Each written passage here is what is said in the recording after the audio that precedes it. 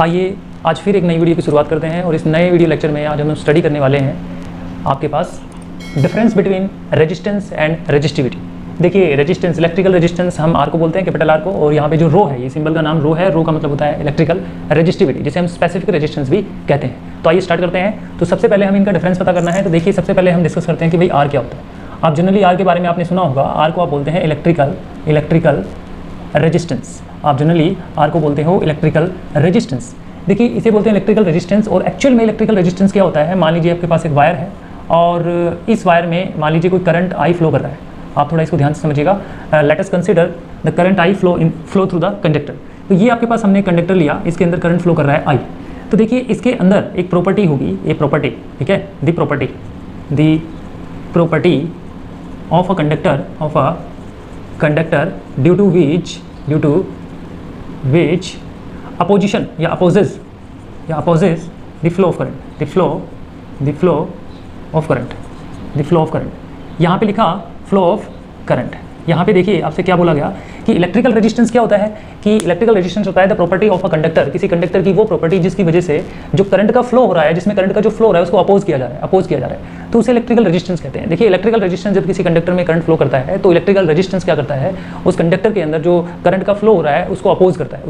Oppose का मतलब होता है एक तरह से लॉस करता है। अपोज का मतलब होता है किसी सर्किट में इलेक्ट्रिकल करंट को लॉस करता है या उसको कम करता है या उसको रिड्यूस करता है। तो इलेक्ट्रिकल रेजिस्टेंस का काम यही है। तो अगर करंट इधर फ्लो कर रहा है तो इसको रोकेगा इधर की तरफ, इसको मूव करने के लिए यहाँ पे रोकेगा। तो यही आपके पास इलेक्ट्रिकल रेजिस्टेंस है।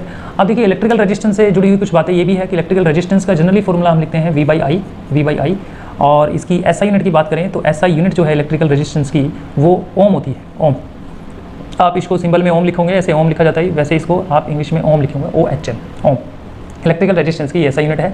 और अगर बात करें कि 1 ओम किसके बराबर होता है, 1 ओम इज इक्वल टू, देखिए 1 ओम ये रखा हमने, यहाँ पे 1 वोल्ट रखेंगे आप और ये 1 एम्पियर रखेंगे, तो ओवरऑल आपके पास बच गया 1 वोल्ट पर एम्पियर।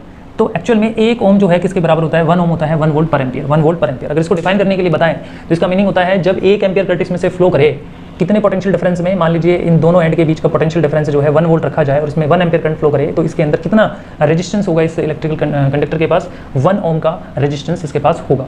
तो ये डिफरेंस आपने देखा। ओके, अब हम यहाँ पे रेजिस्टिविटी की बात करते हैं। इलेक्ट्रिकल रेजिस्टिविटी, देखिए यहाँ पे बोला हमने इलेक्ट्रिकल रेजिस्टिविटी। तो देखिए इलेक्ट्रिकल रेजिस्टिविटी जिसे आप रो कहते हो, क्या होती है इलेक्ट्रिकल रेजिस्टिविटी, आप इसको ध्यान से समझिएगा। हमने बोला इलेक्ट्रिकल रेजिस्टिविटी क्या होती है। हमने बोला एक कंडक्टर है आपके पास, यू हैव ए कंडक्टर, इसमें करंट आई फ्लो कर रहा है, रेजिस्टिविटी और इलेक्ट्रिकल रेजिस्टेंस एक ही चीज़ होती है, थोड़ा सा इसमें डिफरेंस होता है। ये एक स्पेसिफिक प्रॉपर्टी होती है कंडक्टर की, तो बोलेंगे स्पेसिफिक, आप इसको बोलेंगे ए स्पेसिफिक रेजिस्टेंस। आपने क्या लिखा, देखो a specific resistance due to which heating effect produce.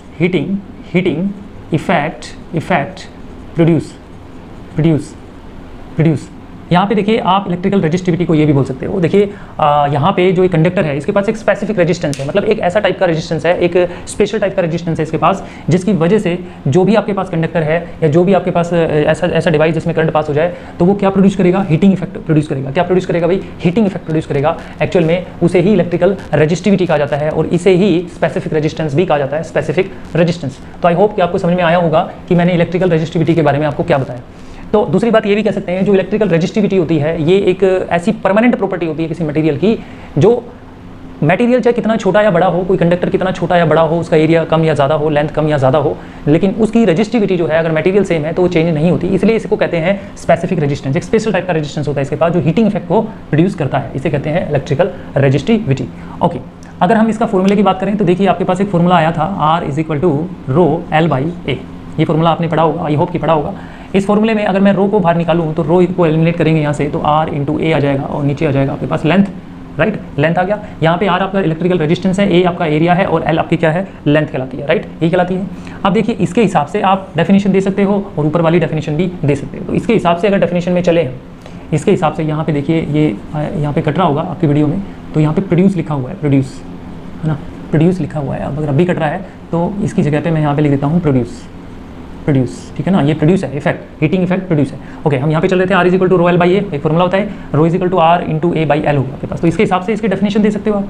देखिए यहाँ पे क्या है, रेशियो, किसका रेशियो, इन दोनों के प्रोडक्ट का, और इसका रेशियो क्या कहलाता है आपके पास इलेक्ट्रिकल रेजिस्टिविटी। तो आप ऐसे भी तो लिख सकते हो ना, the ratio of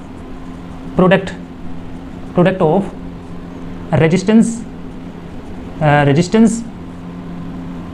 and area to length of a conductor, इसको भी इलेक्ट्रिकल रेजिस्टिविटी कहा जाता है। यानी रेजिस्टेंस का और एरिया का जो प्रोडक्ट है उसका और लेंथ का जो रेशियो है आपको इलेक्ट्रिकल रेजिस्टिविटी कहलाता है। अब देखिए अगर इसकी SI यूनिट की बात करें, जनरली अगर SI यूनिट की बात करें तो इसकी SI यूनिट क्या होती है, तो देखिए इसकी SI यूनिट क्या होती है, निकाल के देखते हैं। इलेक्ट्रिकल रेजिस्टेंस को रो लेते हैं, ओके, इलेक्ट्रिकल रेजिस्टेंस जो है R, इसको रो लेते हैं, क्योंकि किसी साइंटिस्ट के नाम से इसकी कोई स्पेशल टाइप की यूनिट नहीं होती, तो यहाँ से बनानी पड़ेगी आपको। जैसे आपका रेजिस्टेंस की एक स्पेसिफिक यूनिट थी जो साइंटिस्ट के नाम से थी, मैंने ओम लिख दिया, डायरेक्ट इसको ओम में लिख दिया, तो SI यूनिट तो इसकी बन गई, लेकिन इसकी कोई स्पेशल टाइप की SI यूनिट नहीं होती, किसी साइंटिस्ट के नाम से नहीं होती, स्पेशली नहीं होती, तो बनानी पड़ेगी यहाँ से। तो इस फॉर्मूले से बनानी पड़ेगी, तो ये हो गया ओम में, ये हो गया ओम में। एरिया होता है मीटर स्क्वायर में, और ये लेंथ जो है ये हो गई आपकी मीटर, 1 मीटर से 1 मीटर कैंसिल हो गया, तो आपके पास आ गया ओम मीटर। तो देखिए इसकी SI यूनिट हो गई ओम मीटर, ठीक है, इसकी SI यूनिट क्या हो गई भाई, आपके सामने दिख रही है ओम मीटर। तो देखिए अभी हमने जो डिफरेंस देखा, फॉर्मूले का डिफरेंस देखा, यूनिट्स का डिफरेंस देखा और डेफिनेशन का डिफरेंस देखा, तो यहाँ पे आई होप कि आपको समझ में आया होगा कि हमने क्या बोला। अब हम और डिफरेंसेस देखते हैं, रेजिस्टेंस से रिलेटेड और रेजिस्टिविटी से रिलेटेड और डिफरेंसेस देखते हैं। क्या और डिफरेंसेस हो सकते हैं, बिल्कुल हो सकते हैं। तो देखिए क्या डिफरेंसेस होंगे। डिफरेंसेस, इलेक्ट्रिकल रेजिस्टेंस की बात करें कि इलेक्ट्रिकल रेजिस्टेंस किस चीज़ पे डिपेंड करता है, जो R है, इट इज़ डिपेंड अपॉन, यानी किस पे डिपेंड करता है, इट इज़ डिपेंड, ये किस पे डिपेंड करता है, इट इज़ डिपेंड अपॉन, ये भाई लेंथ पे डिपेंड करता है, ये एरिया पे डिपेंड करता है, ये टेम्परेचर पे डिपेंड करता है, एज वेल एज ये आपका नेचर ऑफ मटेरियल पे डिपेंड करता है। किस पे डिपेंड करता है, नेचर ऑफ मटेरियल्स पे डिपेंड करता है कि हमारा जो कंडक्टर है वो किस मटेरियल का बना है। तो देखो हमने क्या कहा, it is depend upon. Resistance का यही डिफरेंस है कि ये लेंथ पे डिपेंड करता है, एरिया पे डिपेंड करता है, टेम्परेचर पे डिपेंड करता है और नेचर ऑफ मटेरियल पे डिपेंड करता है। तो यहाँ पे देखिए अगर हम बात करें लेंथ की, तो मान लीजिए आप लेंथ की बात करते हैं, लेंथ पे कैसे डिपेंड करेगा। अब अगर हम देखें यहाँ पे, तो मान लीजिए कंडक्टर है आपके पास, यहाँ पे देखिए इस कंडक्टर को आप देख रहे हो और आप एक कंडक्टर यहाँ पे ले रहे हो, इस कंडक्टर की और इस कंडक्टर की लेंथ देखिए, यहाँ पे मान लीजिए L1 लेंथ है, यहाँ पे देखिए L2 लेंथ है। इसकी लेंथ ज़्यादा है तो देखिए इसका रेजिस्टेंस भी 1 का ज़्यादा होगा, और इसकी लेंथ L2 है तो इसका रेजिस्टेंस जो है कम होगा। तो यहाँ रेजिस्टेंस जो R1 है वो R2 से ज़्यादा होगा, क्योंकि लेंथ बढ़ने पर रेजिस्टेंस भी बढ़ जाता है, क्योंकि आपने पढ़ा था R is directly proportional to L। आप रेजिस्टेंस की खासियत आपको समझ में आई होगी, क्या होप आपको समझ में आई होगी कि when length will be increase then resistance will be also increase, when length is decrease then resistance will be also decrease. तो ये आपको समझ में आया होगा। फिर दूसरी बात आती है कि एरिया पे कैसे डिपेंड करता है। देखिए एरिया पे कैसे डिपेंड करता है ये वो देखते हैं। अब मान लीजिए आपके पास ये कंडक्टर है, आप ये कंडक्टर वायर लगा लीजिए, आपके पास कंडक्टर वायर है, इसका एरिया हम A मान लेते हैं, A1 मान लेते हैं। एक हमने कंडक्टर वायर जो है ये ली, देखिए ये कंडक्टर वायर है जिसका एरिया A2 है।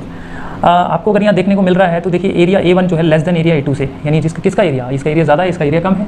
यहाँ पे जो R है वो इन्वर्सली प्रोपोर्शनल टू है एरिया। आपको पता है रेजिस्टेंस जो है इन्वर्सली प्रोपोर्शनल टू एरिया होता है। अब एरिया बढ़ने पर रेजिस्टेंस घटता है, आपको पता है एरिया बढ़ेगा तो रेजिस्टेंस घटेगा। तो यहाँ पे एरिया ज़्यादा है, तो मान लीजिए इसका रेजिस्टेंस जो है, इस वाले का रेजिस्टेंस मैं है R2 मान लेता हूँ और इसका रेजिस्टेंस मैं R1 मान लेता हूँ। तो इसका रेजिस्टेंस कैसा है, इसका रेजिस्टेंस जो है आपका कम है, क्योंकि एरिया ज़्यादा है। तो एरिया ज़्यादा है तो इसका रेजिस्टेंस कम है, तो R1 is greater than 1 symbol लगेगा, क्योंकि इसका एरिया कम है तो रेजिस्टेंस ज़्यादा होगा, तो R1 is greater than R2, यानी इसका एरिया कम होगा, क्योंकि इसका एरिया कम होने से रेजिस्टेंस भी इसका कम होगा। आई होप आपको समझ में आया होगा।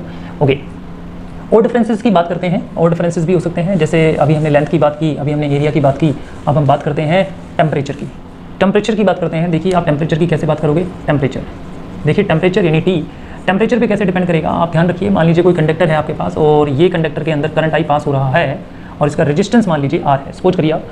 अब आप समझिए कि अगर इस कंडक्टर का रेजिस्टेंस इस कंडक्टर का मान लीजिए टेम्परेचर आपने बढ़ा दिया, अप एरो दिख रही है, इसका मतलब है कि टेम्परेचर बढ़ा दिया। किसी कंडक्टर का टेम्परेचर बढ़ाने पर रेजिस्टेंस भी बढ़ जाता है। आपको दिमाग में रखना है, कंडक्टर का टेम्परेचर बढ़ाने पर रेजिस्टेंस भी बढ़ जाता है। देखिए इसका छोटा सा ज़्यादा बढ़ाना करते हुए हम छोटी सी बात बोलेंगे कि टेम्परेचर बढ़ने पर ऐसा क्या होता है कि रेजिस्टेंस बढ़ जाता है। देखिए जो आपके इलेक्ट्रॉन्स है, आपको पता है करंट किधर फ्लो कर रहा है, करंट इधर कर रहा है, तो जितने भी इलेक्ट्रॉन्स है वो सारे करंट के अपोजिट चलेंगे। आपको पता है करंट के अपोजिट इलेक्ट्रॉन चलते हैं। जब टेम्परेचर बढ़ता है तो ये जो इलेक्ट्रॉन्स है इनके पास ये बड़ी तेज़ी से फ्लो करने लगेंगे, इसकी तरफ मूवमेंट करेंगे।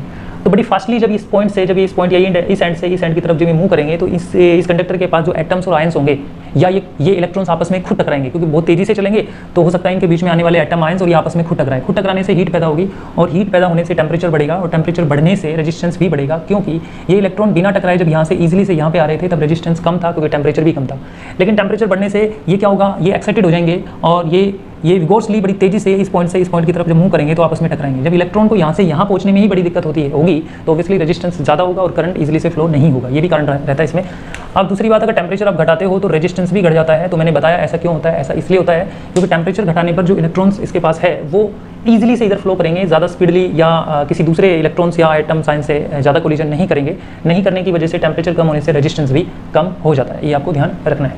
ओके, नेक्स्ट अगर हम यहाँ पे देखिए एक आ रहा है नेचर ऑफ मटेरियल। यहाँ पे देखिए नेचर ऑफ मटेरियल, देखिए कंडक्टर नेचर ऑफ मटेरियल्स पे कैसे डिपेंड करता है मैं आपको बताता हूँ। एक एग्जांपल देखिए, मान लीजिए आपके पास एक कंडक्टर है, सपोज कीजिए इसकी लेंथ और एरिया ए है। मान लीजिए दूसरा भी कंडक्टर सेम लेंथ और एरिया का है, इसकी लेंथ भी ए है और मान लीजिए इसका एरिया भी ए। लेकिन आप समझिए ये कॉपर का बना हुआ है और ये आयरन का बना हुआ है, मटेरियल चेंज हो गया। In this case they have same length and same area but material changed, या मटेरियल चेंज हो गया तो रेजिस्टेंस ऑफ दिस जो कॉपर मटेरियल का रेजिस्टेंस है और यहाँ रेजिस्टेंस ऑफ आयरन मटेरियल का जो रेजिस्टेंस है, अगर देखें तो कॉपर वायर का रेजिस्टेंस जो है, कॉपर कंडक्टर का रेजिस्टेंस जो है आयरन वायर के रेजिस्टेंस से कम होगा। नहीं, ये कह सकते हैं आयरन जो कंडक्टर है इसका रेजिस्टेंस कॉपर के कंडक्टर के रेजिस्टेंस से ज़्यादा होगा, लेकिन कॉपर का इससे ज़्यादा होगा। इसका कारण क्या है? नेचर ऑफ मटेरियल का चेंज होना। लेंथ और एरिया दोनों का सेम है, या लेंथ एरिया सेम है तो रेजिस्टेंस सेम रहना चाहिए, लेकिन नहीं, नेचर ऑफ मटेरियल पे भी डिपेंड करता है रेजिस्टेंस। तो यहाँ पे कॉपर और आयरन है, कॉपर और आयरन है, मटेरियल चेंज हो गया तो रेजिस्टेंस भी चेंज हो गया। और भी कंपैरिजन में ले सकते हो, मान लीजिए आप यहाँ पे एक सिल्वर ले लेते हैं, मान लीजिए कंडक्टर ले लेते हैं आप, और ये कंडक्टर आपके पास क्या होता, मान लीजिए सिल्वर का होता। एजी मतलब सिल्वर, लेंथ और एरिया सेम कर दिया मैंने। अब यहाँ पे इसका जो सिल्वर का रेजिस्टेंस होता, सिल्वर का आपके पास जो रेजिस्टेंस होता वो किससे कम होता? कॉपर से कम होता, कॉपर वाले से कम, और कॉपर का किससे कम होता? आयरन से कम होता। ऐसा क्यों हो रहा है? क्योंकि मटेरियल चेंज होने पर रेजिस्टेंस भी चेंज हो जाता है, यानी डिफरेंट मटेरियल का रेजिस्टेंस जो है डिफरेंट होता है, आपको ये पता होना चाहिए। ओके, अब आप यहाँ पे देखिए नेक्स्ट, अब हम नेक्स्ट समझते हैं। यहाँ पे देखिए इलेक्ट्रिकल रेजिस्टिविटी की बात हो रही है, तो इलेक्ट्रिकल रेजिस्टिविटी में हम देख रहे हैं कि इलेक्ट्रिकल रेजिस्टिविटी किस पे डिपेंड करती है, तो हम बोलेंगे इट इज़ डिपेंड अपॉन। ये देखिए किस पे डिपेंड करेगी, ये डिपेंड करेगी, देखिए ये डिपेंड किस पे करेगी, आप ध्यान से देखिए, ये करेगी टेम्परेचर पे डिपेंड। इलेक्ट्रिकल रेजिस्टिविटी जो है वो टेम्परेचर पे डिपेंड करेगी और नेचर ऑफ मटेरियल पे डिपेंड करेगी। नेचर ऑफ मटेरियल, जो नेचर ऑफ मटेरियल्स है वो उस पर डिपेंड करेगी, यानी इलेक्ट्रिकल रेजिस्टिविटी। अब थोड़ा सा ध्यान से हम अगर देखें, मान लीजिए आपके पास, मैं थोड़ा सा आपको समझाने की कोशिश करता हूँ कि मान लीजिए आपके पास कोई कंडक्टर्स है और उस कंडक्टर्स में मान लीजिए आपने कोई कंडक्टर लिया और उस कंडक्टर में से आप करंट पास कर रहे हो, करंट आई पास कर रहे हो और इसका आपने टेम्परेचर बढ़ा दिया तो इलेक्ट्रिकल रेजिस्टिविटी भी बढ़ेगी भाई, इलेक्ट्रिकल रेजिस्टिविटी भी बढ़ेगी, आपको ध्यान रखना है। क्योंकि मैंने कहा रेजिस्टेंस और रेजिस्टिविटी में ज़्यादा फर्क नहीं होता, क्योंकि जिसकी रेजिस्टिविटी ज़्यादा होती है उसका रेजिस्टेंस ज़्यादा होता है, और जिसका रेजिस्टेंस ज़्यादा होता है उसकी रेजिस्टिविटी भी ज़्यादा होती है, दोनों डायरेक्टली प्रोपोर्शनल होती है आखिर। तो टेम्परेचर बढ़ने पर रेजिस्टिविटी भी बढ़ती है और टेम्परेचर के घटने पर रेजिस्टिविटी यानी रो भी घटती है, ये आपको ध्यान रखना है। क्लियर है? आई होप कि आपको समझ में आ रहा होगा। तो टेम्परेचर घटने या बढ़ने पर रेजिस्टिविटी पे इफेक्ट पड़ता है, क्योंकि इलेक्ट्रिकल रेजिस्टिविटी टेम्परेचर पर डिपेंड करती है। लेकिन हम यहाँ पे एक एक्सेप्शनल केस लेते हैं। देखिए जनरली आपके पास 3 हीटिंग एलिमेंट होते हैं, या आप हीटिंग एलिमेंट, मैंने प्रीवियस लेक्चर में भी आपको बताया था। हीटिंग एलिमेंट्स कौन कौन से होते हैं? हीटिंग एलिमेंट्स या वायर्स, आप वायर्स भी कह सकते हो। इसमें आपका नाइक्रोम हो गया, इसमें आपका मैग्नीन हो गया, मैग्नीन, इसमें आपका कॉन्स्टेंटेन हो गया एंड कॉन्स्टेंटेन। ये जो आपके पास मैंने मटेरियल लिए, ये कंडक्टर्स मैंने लिए, ये एक्चुअल में अलॉयज़ हैं। अलॉयज़ ध्यान रहे क्या है भाई, आपके पास अलॉयज़ हैं। ये जो अलॉयज़ आपको दिख रहे हैं, ये अलॉयज़ आपको दिख रहे हैं, ये एक्सेप्शनल केस में आते हैं। इसका मतलब इनका टेम्परेचर अगर बढ़ा दिया या टेम्परेचर आपने घटा दिया, देखो मैंने क्या कहा कि नाइक्रोम का, मैग्नीन का और कॉन्स्टेंटेन का टेम्परेचर आप बढ़ाओगे या फिर घटाओगे तो इनकी जो रेजिस्टिविटी है वो नो चेंज, आप लिखोगे नो चेंज्ड, यहाँ पे चेंज नहीं होगी। क्यों? ये एक्सेप्शनल केस है, इसीलिए इसको इलेक्ट्रिकल हीटर में, इमर्जन रोड में, टोस्टर में इनका इस्तेमाल किया जाता है। क्योंकि अच्छी बात इसमें यह है कि टेम्परेचर बढ़ने पर ये अपनी इलेक्ट्रिकल रेजिस्टिविटी को मेंटेन रखते हैं और इसी वजह से इनका जो रेजिस्टेंस और रेजिस्टिविटी है वो सेम रहती है और वैसे भी इनकी इलेक्ट्रिकल रेजिस्टिविटी हाई भी होती है और टेम्परेचर घटने या बढ़ने पर रेजिस्टिविटी पे कोई प्रभाव नहीं पड़ता। ये आपका स्पेशल केस है। लेकिन जनरली इनको छोड़ दें और आपके पास जो कंडक्टर्स हैं या अलॉयज़ हैं उनको अगर देखें तो उनका टेम्परेचर घटने या बढ़ने पर उनकी रेजिस्टिविटी भी घटती या बढ़ती है, ये आपको पता होना चाहिए। आई होप कि आपको समझ में आ रहा होगा। अब इसी में देखिए हम नेक्स्ट समझते हैं। अभी बोला टेम्परेचर पे डिपेंड करेगा, अब हम बात करते हैं नेचर ऑफ मटेरियल पे। अब हम बात करते हैं, एक पॉइंट और आता है नेचर ऑफ मटेरियल पे। देखिए नेचर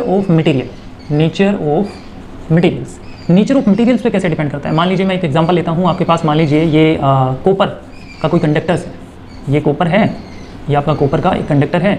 ओके, इसमें से करंट आई पास कर रहे हैं आप।